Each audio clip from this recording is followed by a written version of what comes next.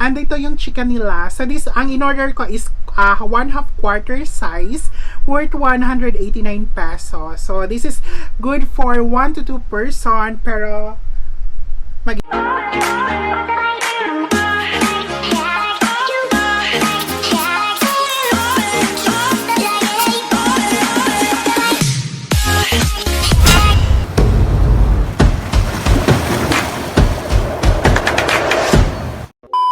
hello everyone! Welcome to my YouTube channel again! So for today's video, magre-review na naman po tayo ng isang exciting na food. It is the national food of Saudi Arabia, the chicken kabsa. Kung ano to, malalaman nyo mamaya. So please, before tayo push or before natin i-continue ang vlog na to, please don't forget to subscribe on my channel para updated kayo sa every upload ko. Daily yan ha. I hope you will enjoy this video. Enjoy! Alright, so it's another food review. So ang i-review natin ay chicken kabsa. So it is the national dish ng Saudi Arabia. So different siya sa chicken biryani. Kasi ang chicken biryani kasi is very well known sa India and Malaysia. They have a version of that. But ito is the chicken kabsa. It's a national dish of Saudi Arabia. Nagtanong ako kung ano ang difference ng chicken biryani at chicken kabsa. Ang different daw is yung chicken biryani is hot and spicy and may yogurt, while etong chicken kabsa is made up of Arabic spices, rice, and chicken, and meron siyang tomatoes and roasted na onions, and may pagka-sweet daw ang chicken kabsa. So, let's try it and I will give you my verdict kung masarap ba o hindi ang chicken kabsa nila. By the way, kung gusto nyo umorder nito, ilalagay ko dito ang Facebook page nila. So, pwede nyo silang i-message through their Facebook account, and responsive naman po yung customer service nila. So, I bought this sa Baba's Cuisine located at Sutterville, San Jose, Gusu. So, let's try now the chicken kabsa.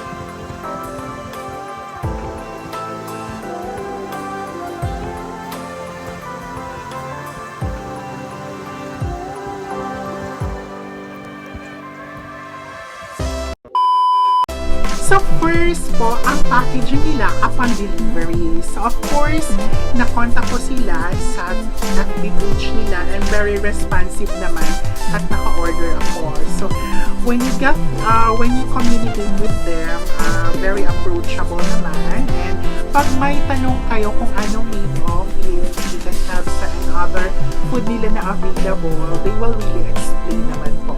So once you place an order, they have a delivery partner hub, which is the Cuisine.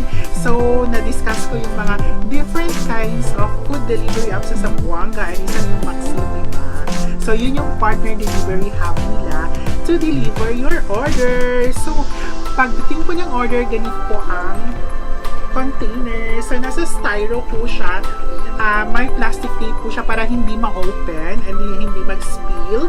And meron po siyang plastic spoon and fork, of course. And meron siyang dalawang sauce. Yan. Ito ata is sambal. This one. Sambal. And sa amoy pa lang po, ano na siya, very hot and spicy. Ito, hindi ko alam anong tawag. Color white. Yan. Sa mga alam ko, ano po, charot. Pero for sure, masarap. Kasi sa amoy pa lang, masarap na kasi. Hindi naman po siya nag-spill and malinis naman po ang pagka-pack ng food and including yung pag-deliver. Ito po yung itsura. And then pag open nyo po, ganyan po siya. Yan yung chicken kabsa. So, they use basmati rice. Naging yellow rice siya because I think turmeric. And may mga Arabian spices na nilagay. So, if you see my lemon, cucumber, and roasted na onions. And of course, the chicken. So, yan. Yan yung chicken kabsa. Sa amoy pa lang, kahawig sila ng amoy ng biryani. Pero kakaiba yung presentation and yung taste kakaiba kasi yun yung na-explain sa akin ng customer service na nakausap ko sa Facebook page nila. Of course, let's try this one. Ito yung sabi ko na very hot and spicy. Yan. Ay, open ko na. Sa amoy pa lang, spicy na talaga. And this one as well kasi iti-taste natin lahat. And of course, the chicken kabsa and paired with Coke soft drinks. Alright, so let's taste.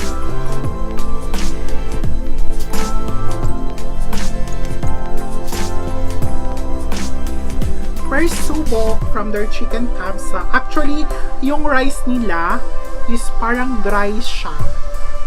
Yan, dry siya. Pero accordingly, may Arabian spices daw.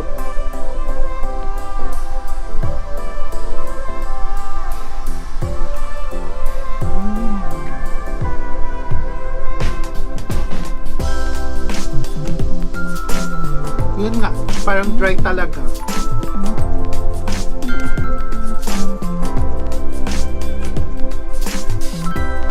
Ay, ayan! Nahulog yan! Ano siya, parang dry talaga. May yung onion na itim yan, yung roasted onion.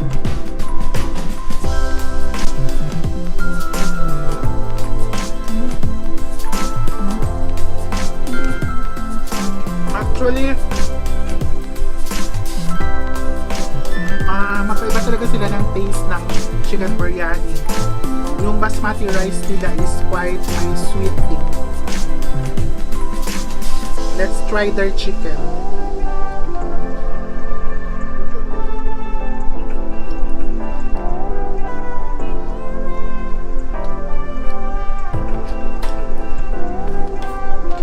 Actually guys, nagdi-discover ko lang ako ng ma-orderan dito sa Zamboanga City to be the content of my vlog and gusto ko yung mga authentic. So nagluluto sila ng authentic Saudi food. Chicken kabsa. Tara! Nabali yung plastic fork nila na binigay. So, magpalit ako ng spoon and fork. Hindi mababali. Tara! So, let's continue. Let's taste their chicken. And ito yung chicken nila. So this, ang in-order ko is 1/2 quarter size worth 189 pesos. So this is good for 1 to 2 person pero mag-isa lang ako. Char. So hindi ko muna lalagyan ng sauce para ma-namnam ko kung ano yung lasa.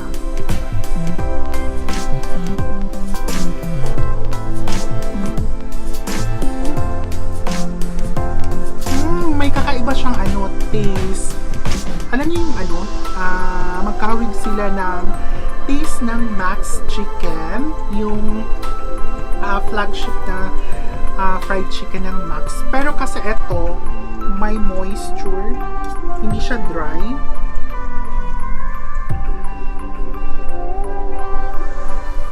Ulit. Tara! Yan! So, ito. Try ko yung maanghang nila.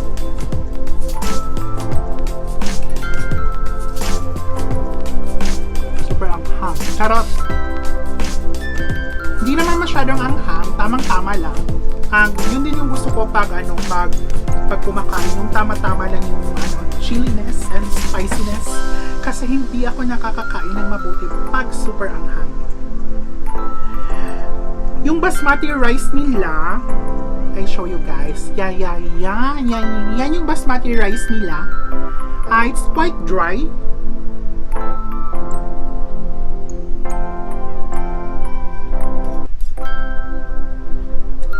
Pero ganun siguro talaga. This is my first time to eat chicken kabsa.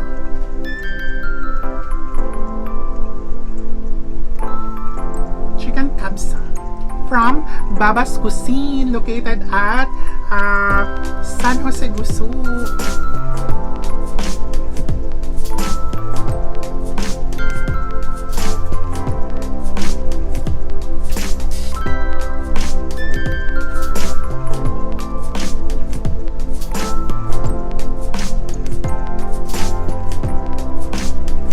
Right, guys, for my chicken biryani in this one, they're using really basmati rice. Meron kasing ibang chicken biryani na hindi gumagamit ng basmati rice. They use the natural rice, yung sinasain natin. Pero masarap pa rin. Yun yung natikman ko sa Zamboanga, Sibugay na chicken biryani, and I really miss that one.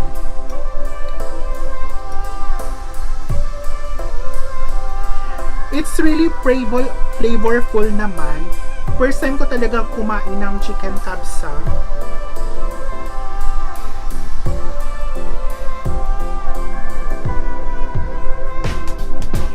Yan guys, nilagyan ko ng chicken with the white sauce.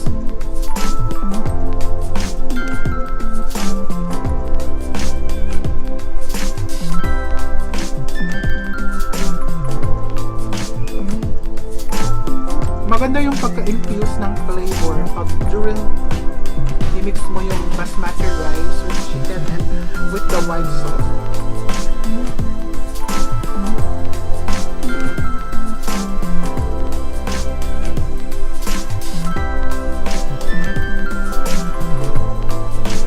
Ito naman yung parang sampal na ginawa ko sauce. May anghang factor din yung white sauce nila. Masarap siya guys.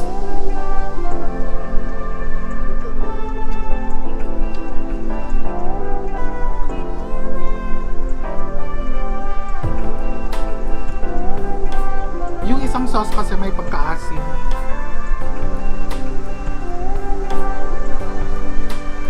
Guys, for those who are not yet subscribed na nanood sa aking YouTube channel, please do subscribe in my YouTube channel by clicking the subscribe button and of course by tapping the notification bell para updated kayo sa everyday upload ko.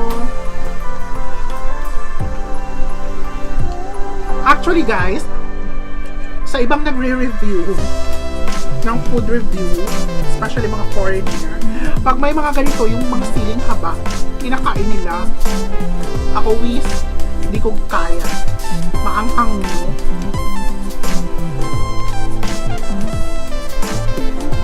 If you want to explore Zamboanga City, there's a lot of flavor yung food nila because of the influence or because of the people who are here. Kasi not lang Chabacano who are here, may mga Bisaya, rin ako Bisaya ko, of course. May mga Tausug, Yakan, Samalbanini, Tagalog. It's a very diverse culture. That's why yung food din is so diverse and makakakita kayo ng mga food ng sa Muslims and then other versions din. Just like this one, Arabian food, meron ding Indian food, meron Malaysian food, the biryani, pero halos kasi lahat the food that I mentioned are so maanghang, may anghang factor talaga. Pero when you eat it and mag-order kayo, pwede naman kayong mag-request na hindi siya ganong maanghang, yung tamang-tama lang. Para naman makakain kayo ng mabuti.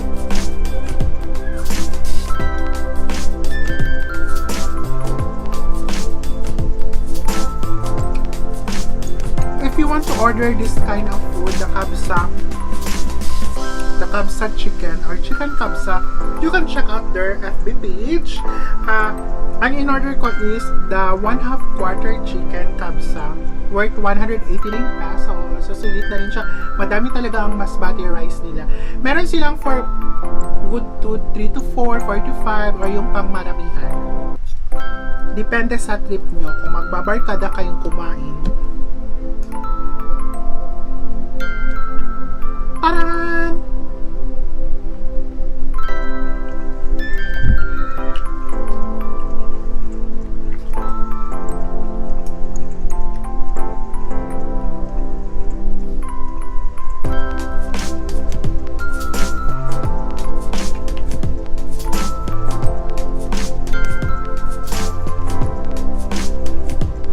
In fairness, masarap.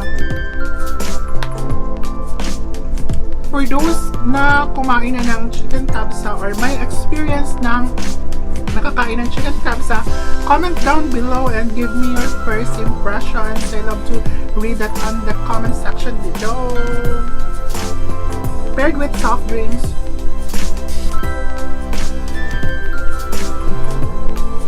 This is not a paid video ha. I just want to review mga foods na pwede kong i-recommend sa inyo. So, lahat ng food na kinakain ko masasarap for sure. Diba?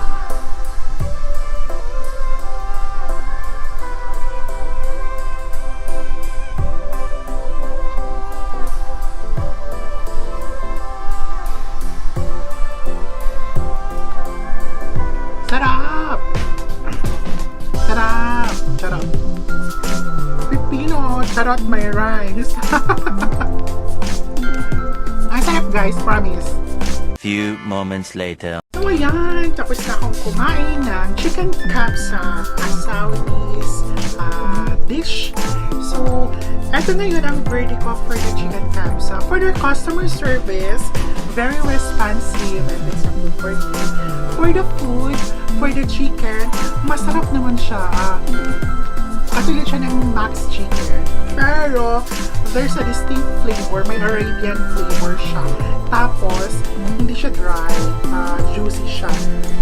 The rice naman, it's very authentic. Kasi, basmati rice ang ginamit nila.